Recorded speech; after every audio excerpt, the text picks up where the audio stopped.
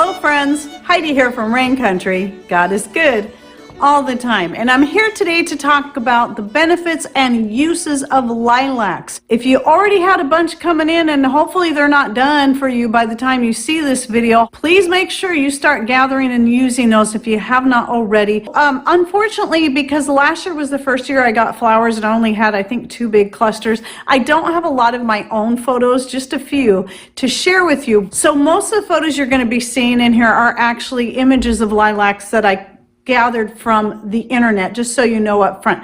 I only have the lilac colored ones, which are my favorite in color, but the benefits I'm going to read off are going to apply to pretty much all of them. It doesn't matter, as long as it's your common lilac, French lilac, it doesn't matter the color, it's still going to have virtually the same benefits. So the parts of the lilac that are used are the flowers, the leaves, and the bark, and the seeds as well.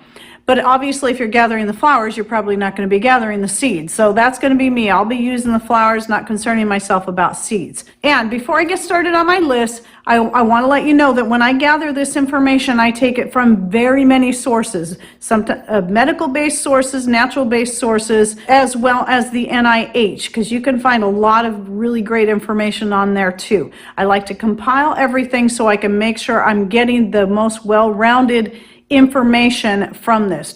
It's always best to do that whenever you're researching anything. So the first thing I'm going to read off is a list of the benefits from mostly the leaves and the bark. And that would be whether you tincture it or make it into a decoction of some kind. Those have been used for a long time as a vermifuge, which means an anti-parasitic. So any kind of parasitic worms you may have in the body, you can make that decoction or tincture, and that should help eliminate that. It's great for helping to reduce fevers, for fighting malaria, anti-inflammatory and antiviral, and also immune boosting, which is always great to know. Usually you'll find that when something is an antiviral, it's often also antibacterial and also immune boosting.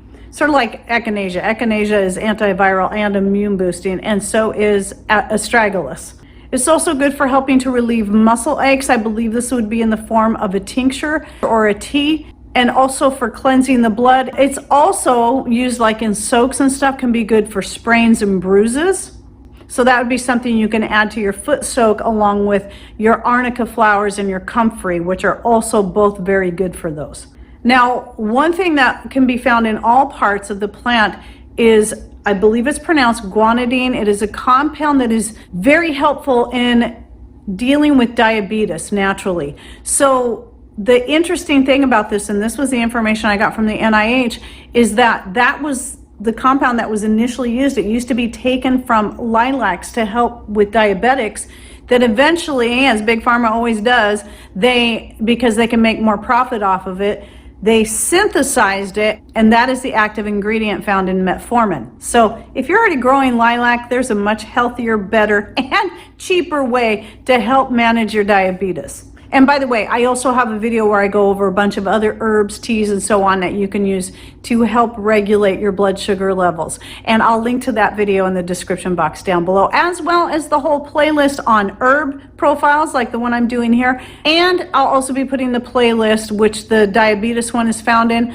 on the natural remedies lists. So I cover specific ailments such as pain, hypertension, diabetes, high cholesterol, I think I did that one too, and a bunch of others.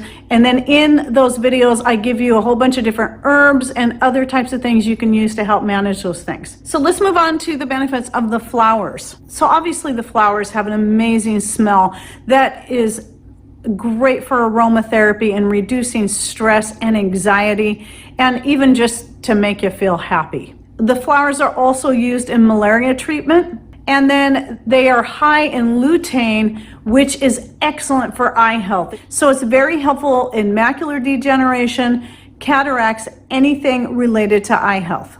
The flowers are also good at reducing nausea, can be used as a hair tonic, is excellent for any kind of skin treatment. So lilac's one of those flowers that you can add to your infused oil that you're using to make your skin cream for just general health, but they can also be used in a poultice or in a tea form to help with any kind of skin ailments such as eczema, even scabies. They are naturally astringent, so you can use them in that way along with witch hazel.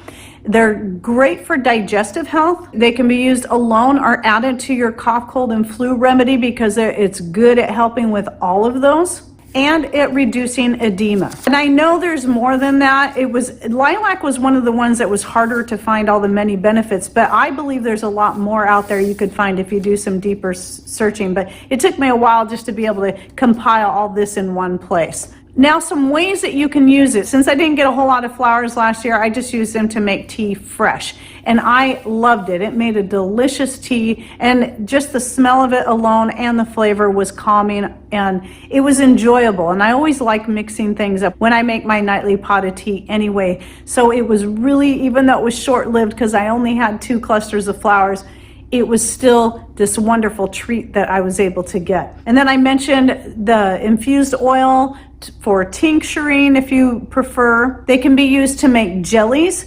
There's such thing as a lilac honey. You can make a lilac honey. I think that sounds wonderful. You can toss the flowers fresh into salads to add color and flavor.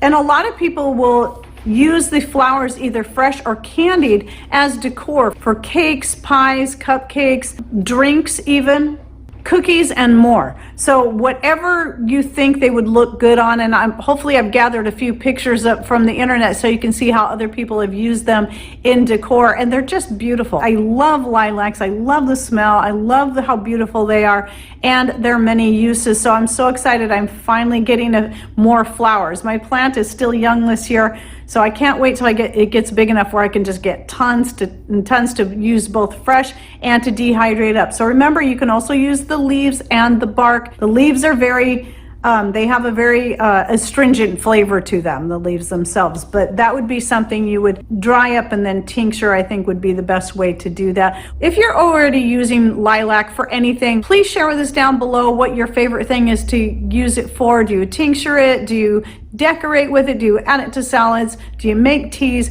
Do you make jellies? Whatever it is, go ahead and share with us so we can all learn from you as well. And please don't forget to check out the links I'll be putting in the description box down below. Hope you enjoyed this video. Thanks for watching. Take care and God bless.